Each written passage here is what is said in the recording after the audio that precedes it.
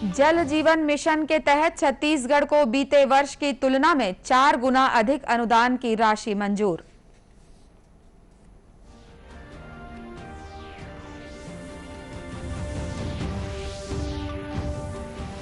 देश में कोरोना के सक्रिय मामलों और नए मरीजों की संख्या में लगातार आ रही कमी।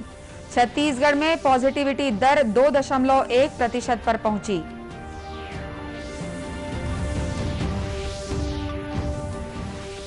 सेल अध्यक्ष ने कहा कि कोरोना महामारी की चुनौतियों के बावजूद कंपनी का सभी मानकों पर बेहतर प्रदर्शन।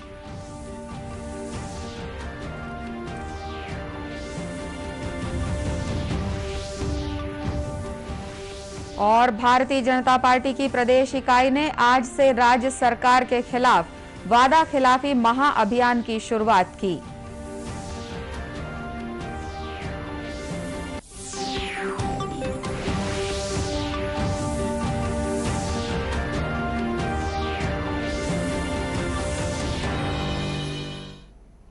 नमस्कार, आप देख रहे हैं दूरदर्शन समाचार।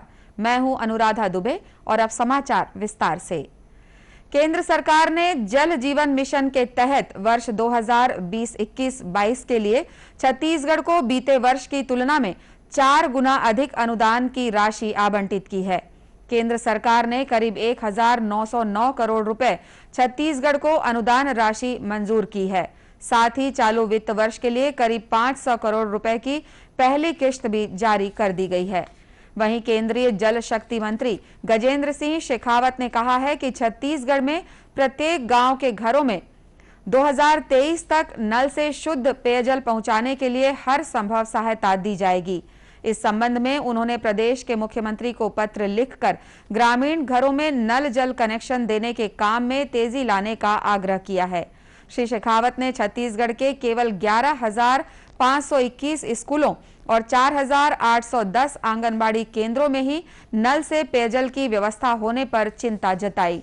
उन्होंने राज्य सरकार से कहा है कि आने वाले कुछ महीनों में सभी स्कूलों, आंगनबाड़ी केंद्रों और आश्रम शालाओं में भी नल से पेयजल पहुंचाया जाए ताकि बच्चों को बेहतर स्वास्थ्य और स्वच्छ माहौल उपलब्ध कराया जा सके। गौरतलब है कि जल जीवन मिशन के तहत राज्यों को जल संकटग्रस्त सूखा प्रभावित क्षेत्रों, जल गुणवत्ता प्रभावित गांवों, आकांक्षी जिलों, अनुसूचित जनजाति बहुल गांवों और आदर्श ग्राम योजना को प्राथमिकता प्रदान करनी होती है। देश में कोरोना के सक्रिय मामलों और संक्रमण के नए मरीजों की संख्या में लगातार कमी आ रही है।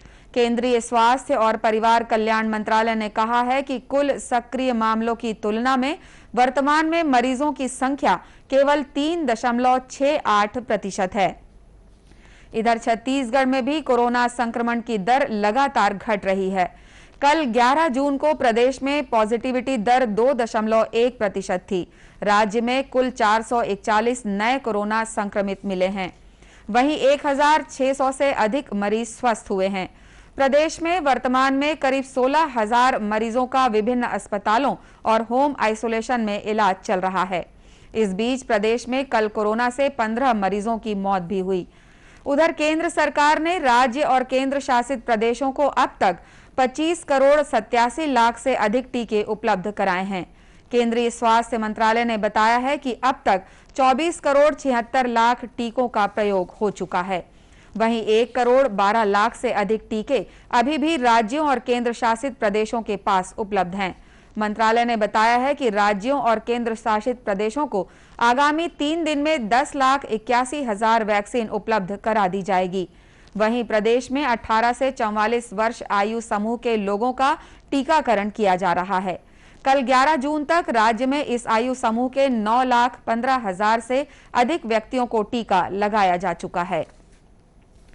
Steel Authority of India Limited SAIL की अध्यक्ष सोमा मंडल ने कहा है कि कोरोना महामारी की चुनौतियों के बावजूद सेल ने सभी मानकों पर बेहतर प्रदर्शन किया है। उन्होंने मीडिया से बातचीत में कहा कि कंपनी ने चालू वित्तीय वर्ष के दौरान उत्पादन और वित्तीय प्रदर्शन में एक साथ बढ़ोतरी दर्ज की है। अभी प्रोडक्शन भी लास्ट ईयर जो भी इनिशियल एक क्वार्टर हमारा खराब था, बट बाकी क्वार्टर्स में हम मेकअप कर लिए हैं। सेल्स हम लोग nearly there is a growth of nearly 4% in sales. Production थोड़ा पिछले साल से कम हुआ था, क्योंकि हमारा क्वार्टर जो था फर्स्ट क्वार्टर कम हुआ था, इसीलिए थोड़ा प्रोडक्शन कम हुआ है। बट लेटर क्वार्टर्स में हम लोग बहुत अच्छा किए हैं, प्रॉफिट बहुत अच्छा हुआ है एंड आशा करते हैं कि इस साल भी अच्छा होगा, मार्केट अच्छा है। उन्होंने कहा कि हमारी प्राथमिकता बाजार की आवश्यकताओं के अनुरूप मूल्य संवर्धित उत्पादों की हिस्सेदारी बढ़ाने पर जोर देने के साथ संगठन की कार्यप्रणाली को और बेहतर बनाने की है। एक सवाल के जवाब में उन्होंने कहा कि साल 2024-25 तक रावघाट परियोजना से आयरन ओर मिलने लगेगा। 24-25 में रावघाट आ जाएगा एंड हम लोग को बाहर से अभी आयरन ओर मंगाना नहीं पड़ेगा। हमारे पास जो है दाली राजारा और वहाँ महामाया एक्सेट्रा में, वहाँ से जो मिलेगा हम लोग का नेक्स्ट फ्यू ईयर सस्टेन हो जाएगा और बाय देन हम लोग का रावघाट स्टार्ट हो जाएगा। सेल अध्यक्ष सोमा मंडल ने अपने प्रवास के दौरान जंबो कोविड केयर सेंटर का निरीक्षण किया और पौधारोपण भी किया। भारतीय जनता पार्टी की प्रदेश इकाई ने आज से राज्य सरकार के खिलाफ वादा खिलाफी महाअभियान की शुरुआत की है। ये अभियान 17 जून तक चलाया जाएगा। इस संबंध में प्रदेश के पूर्व मुख्यमंत्री और भाजपा के राष्ट्रीय उपाध्यक्ष डॉक्टर रमन सिंह ने राजधानी रायपुर में आज पत्रकारों से चर्चा की। इस मौके पर उन्होंने राज्य सरकार पर किसान और मजदूरों की उपेक्षा का आरोप लगाया। उन्होंने कहा कि राज्य सरकार केंद्र सरकार की योजना वन नेशन वन राशन को लागू नहीं कर रही है। किसानों के हितैषी और हित की बात करने वाले भूपेश जी, जब पूरा देश और देश के सारे राज्य वन नेशन वन पेंशन में चले गए, वन नेशन वन राशन में चले गए, पूरे देश में एक राशन कार्ड की व्यवस्था क्यों किया गया? क्योंकि छत्तीसगढ़ से मजदूर पलायन करता है, बिहार से मजदूर पलायन करता है, उत्तर प्रदेश से पलायन करता है, उसको उस राशन कार्ड में नागपुर में जाए, चाहे हैदराबाद में, चाहे बेंगलुरु में जाए, चाहे दिल्ली में जाए, उसको राशन मिलेगा। ये गवर्नमेंट ऑफ इंडिया की इतनी बड़ी योजना वन नेशन वन राशन, इस योजना को वेस्ट बंगाल ने लागू नहीं किया, इस योजना को दिल्ली ने लागू नहीं किया और इस योजना को किसान हितैषी भूपेश जी ने लागू नहीं किया, जबकि हमारे लाखों लाख मजदूर हर साल पलायन करके राज्यों में जाते हैं, उनके चिंता भोजन की व्यवस्था, ये केंद्र की योजना है। आपको पूरा पैसा केंद्र सरकार से राशन का मिलता है। डॉक्टर सिंह ने कहा कि राज्य सरकार हर मोर्चे पर विफल रही है। उन्होंने कहा कि भाजपा राज्य सरकार की विफलता को जनता के बीच लेकर जाएगी। Institute of chartered accountants of India द्वारा 3 दिवसीय कार्यशाला का आयोजन किया गया। इसका वर्चुअल शुभारंभ मुख्यमंत्री भूपेश बघेल ने किया। इस अवसर पर मुख्यमंत्री ने कहा कि वर्तमान समय में बहुत सारी चुनौतियां हमारे सामने मौजूद हैं, जिसका निदान हम दृढ़ इच्छा शक्ति और सही फैसले लेकर कर सकते हैं। मुख्यमंत्री ने कहा कि राज्य की नई औद्योगिक नीति में उद्योग और व्यापार को बढ़ावा देने के लिए कई प्रावधान किए गए हैं। उन्होंने कहा कि राज्य सरकार कृषि वन उत्पाद के साथ ही खाद्य प्रसंस्करण, दवा, रक्षा उत्पादों, इलेक्ट्रॉनिक्स और सोलर जैसे नए क्षेत्रों को भी बढ़ावा दे रही है।